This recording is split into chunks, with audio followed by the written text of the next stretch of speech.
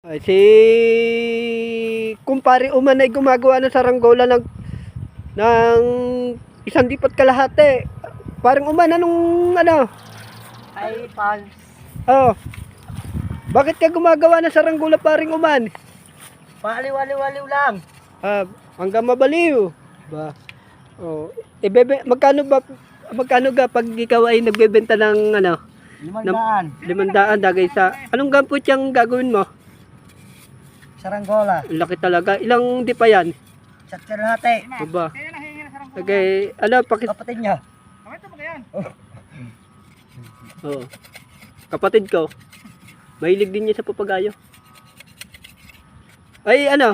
Uman, sabi mo sa mga gustong sabi mo sa mga gustong magpagawa tawagan mo. Ano masasabi mo kung gusto magpagawa sa iyo? Tawagan mo lang ako sa Facebook ko. Igagawa ko kayo ng papagayo. Super laki. Ay, malaki.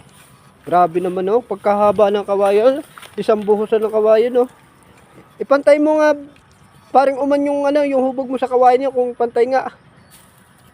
Laki pala niyan. Ay, sa mga followers na mahilig sa papagayo, kontakin mo lang ako at i-chat ninyo sa messenger ko. Ito pala, ipagpapagawa ko kayo. Libre lang. Basta sa mga gusto magpagawa, basta magdala lang kayo ng kawayan, pabalat at tanse. Okay na.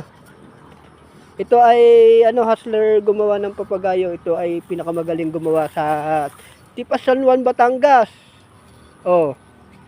Di mo naman kumayos pulido Grabe